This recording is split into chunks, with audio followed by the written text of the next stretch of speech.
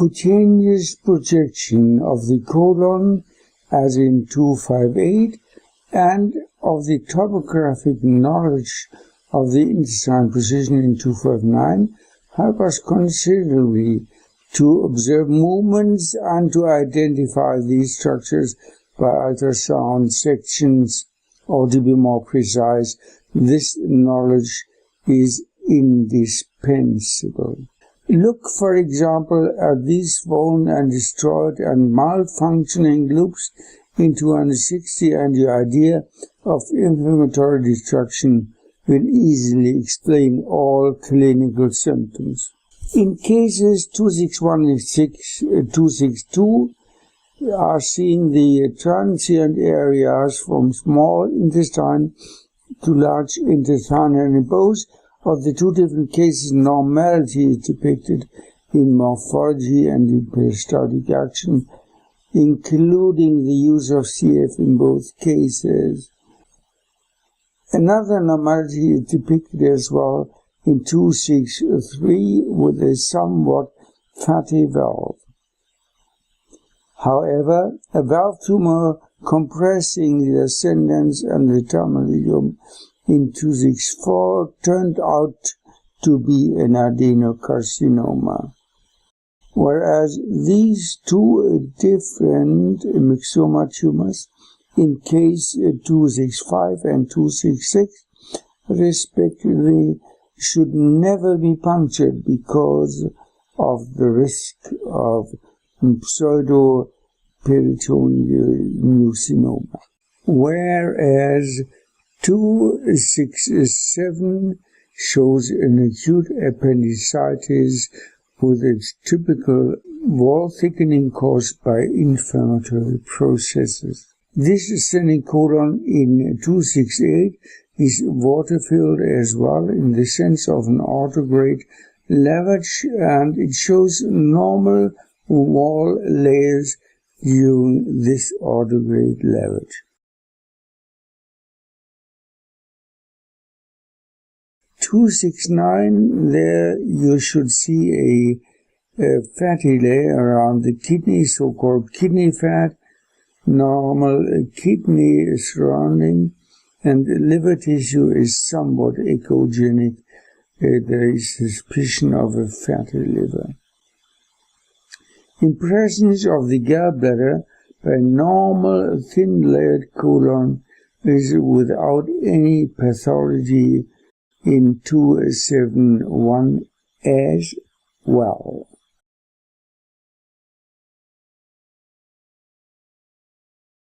This is, however, different in case 272, with a marked wall thickening and growth invasively to the liver. A stage 4 colon carcinoma had to be verified. The same holds true in case 273 as well. Please note the liver metastasis and the endoscopic and radiological findings in the same case. In 274A, you find a colitis with a typical wall thickening, and you find in 274B a colon carcinoma infiltrative to the liver. This is, however, a rather typical finding in 275 again, in especially elder women, a carcinoma originating from the cervical pole. In case 275B, you see changes after 3 days lasting colitis of the left flexure. Carcinoma of the left flexure, as here in 276, may lead to an ileus, or it can be invasive to the spleen. In case 276B, it is seen a colorectal carcinoma of the left flexure. Please note in 277 how well you are off nowadays with a good resolution US machine. This picture shows on the contrary, one of the first colon cancers which he found by echoscopia. Nowadays, resolution leads to even tiny findings in the sense of polyps, as in 278. That not all wall thickening is due to malignant growth only is demonstrated by Crohn's disease in 279. And here, in 278, however, malignant growth had to be confirmed once more again by biopsy in the sense of the sigma carcinoma. And in 281, a mammocarcinoma 9 years ago had been treated as well successfully. Now the patient suffering from a colonic carcinoma. 282 was regarded as lymphadenopathy in the sense of hormones disease. Please note the poor initial and late perfusion. Accordingly, in 283, it was a self-limiting, unspecific diarrhea causing these symptoms. This was true as well in case 284, with an even more pronounced wall thickening, as you see. On the contrary, and in 285, please note normal wall and gas structures, gas, not air, in this colon transversum section. This holds true as well in 286 with a liquid-filled echoscopic look into a colonic section as a preparation for endoscopy. In 287, a marked pathology has to be noted with already metastatic infiltration to the spleen as well. This wall thickening in 288, however, is caused by a long-standing Crohn's disease of the left flexure. Normal anatomy is here in 289 shown again due to liquid-filled urinary bladder at the bifurcation area. And in 290, normality as well is here depicted once more in the liquid-filled sigmoid urine orthograde lavage done as a routine procedure echoscopically. Another case of normality in 291 features vesiculae seminalis aspect nicely. In 292A, you find a typical peritoneal carcinosis with ascites. 92B, thickening of the sigmoid has an unusual reason, as it is due to an amyloidosis, the only one case I observed in my lifetime. In a heavy course of Crohn's disease in 293, a pararectal abscess had to be found. In 294, anatomy with a contracted rectum again was considered as normal as well. And here in 295, too, a non-contracted rectum with the normal walls and gas, again not air, and faces filled. This very old individual in 296 suffered from a heavy constipation and needed digital evacuation. Again, normal anatomy is found in female individual in 297 with the self-explaining features. Also, the urinary bladder impression by the uterus in 298 is regarded to be normal in this case. Even foreign bodies inside the vaginal tube, as here in 299, can be observed.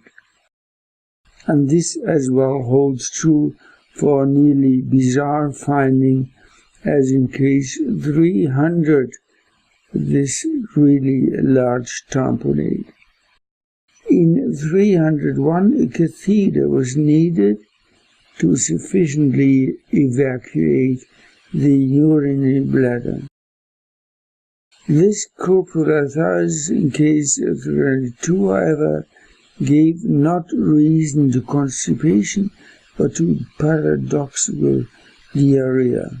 This patient suffered from diffuse, low-grade abdominal pains, which, however, were caused by a natural process, gravidity. Whereas this marked walk thickening found in 304 is simply explained in a self-limiting diarrhea again, whereas these somewhat puzzling findings in case 305 find an explanation in both a self-limiting diarrhea and a prostate tumor. In 306, it was an ulcerative colitis causing these symptoms and these echographic features, whereas in 307, the same history of rectal blood loss had a much more serious background than adenocarcinoma.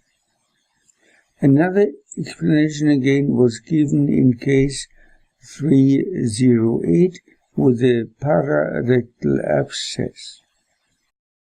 Repeated is here on purpose case 306 as case 309 to demonstrate the much higher information given in a movie than in the fixed picture, like now in 309.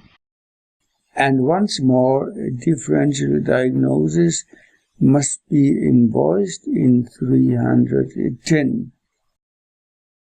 In 311, as it is shown endoscopically here in this picture of the same patient. A normal anatomy once more again in 312 with the seminal vesicles and slightly contracted rectum.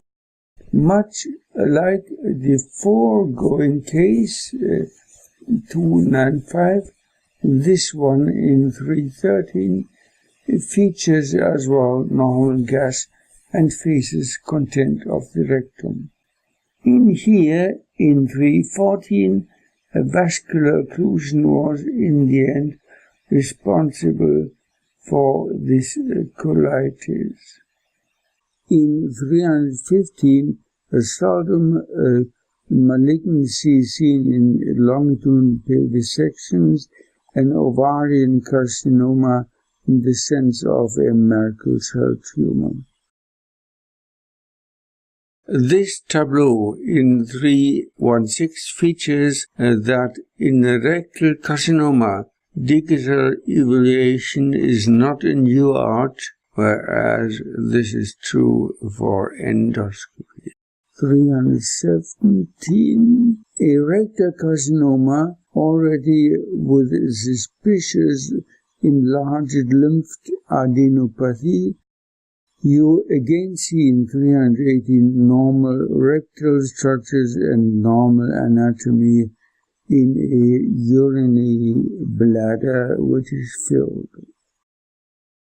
In 319, a rectal carcinoma had invaded already the vagina, or it happened vice versa. Only at a second glance in 320, the rectal carcinoma has typical features as seen again.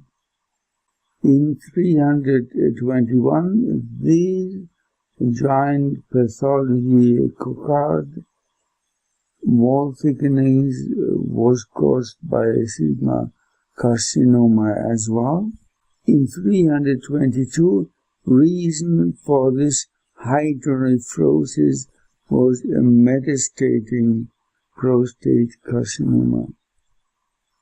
A bit less marked hydronephrosis, as in the foregoing case, may be called a stage 2 hydronephrosis of a 3-grade staging of urinary obstruction.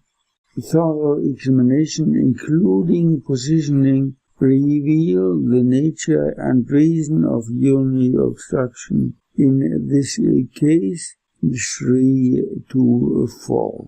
These ureter stones often get stuck near the ureter, as in case 3 to 5. Another case of grade 2 obstruction was due to a stone as well in 3 to 6. This, however, was not due to a stone in 3 to 7, but due to a non-specific colitis. And in this case, in 3 to 8, it was a sigma carcinoma, again responsible of urinary obstruction. As again and 2, it was another case in 3 to 9 as well a case. And it was the case of a malignancy again once more in 330. In 331A, it was normal anatomy with the left flexure gas, not air, again, and the same picture is shown in endoscopy in 331B. 332A shows in more transverse sections a urinary congestion. In case 332B, in a more longitudinal flank section than before, the same case is shown again once more. Hydronephrosis grade 3, and simultaneously its reason is seen in case 333, a calculus before the beginning of the ureter. A static picture of a hydronephrosis grade 3 again, similar to case before but different patient. Note parenchymal shrinking in 334. 335 is another case of ureteral extension and of hydronephrosis second grade. This is in case 336, hydronephrosis grade 3 in a pathological specimen. Now in 337, an ovarian cyst had the urinary bladder septated and without wall thickening. Malignancy is anyhow still possible. 3 days before these coagula are found in case 338, a laparoscopic operation had been performed. An ultrasound-guided fine needle puncture was performed in case 339 to prove as easily as possible malignancy of this pathological cocarder. In 340, you see the endoscopical routine aspect. Again, it is a fine needle puncture under US guidance only, being sufficient for diagnosis of another malignancy. In 342, a harmonic wall thickening plus the individual history mean an unspecific colitis. 343 marks not only a sigma carcinoma but an additional suppurate colitis. This is again the case in 344, another case of ischemic colitis again, whereas this pathological card covering all of the sigmoid in 345 was due to another inflammatory reaction again. And this in the case in 346 as well. Color is of limited help in such cases. A giant abscess with high reflexibility was described in 347, and it was successfully treated by drainage and additional antibiotics. In 348, marked young inflammatory adenopathy is in this young individual typical for a colitis. In 349, wall thickening is generalized and a bit more than normal, and it corresponds well to the history of a non-specific colitis. Whereas in 350 you find a more pronounced thickening of the sigmoid in agreement with the history of the patient. In 351 you find a tableau which typically shows the inflammatory reaction once more again of the colon sigmoidum. Whereas in 352, this colonic carcinoma resembles the foregoing case.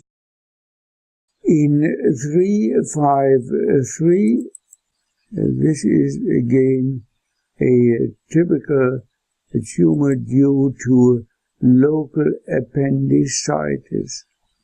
354A was a typical adenocarcinoma of the water field, a sigmoid, whereas 3.54, whereas 354B is showing the generalized wall thickening in an inflammatory process. 355 is once more again typically showing two types of focal lesions. The lower is cystic and harmless, the upper is metastatic disease due to the colonic carcinoma. 356 is representing the echoscopic and the endoscopic features of a T1 carcinoma of the sigmoid, and once more again in 357 another case of a sigmoid carcinoma is to be found.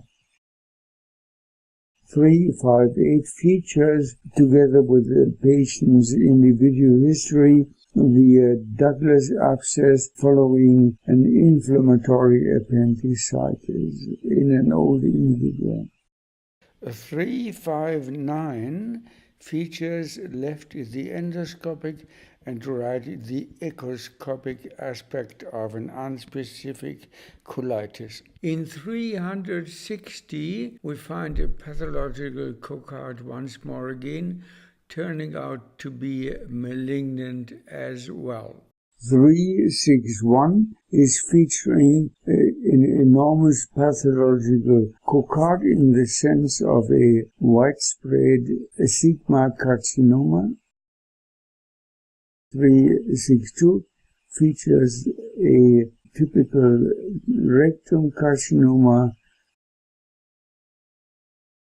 and 363 feature the inflammatory reaction cases.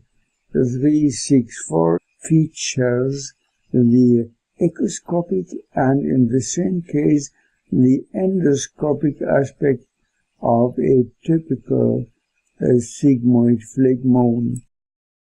365 again features the fantastic saying Mr. Lichtenberg about the bundle of pipes.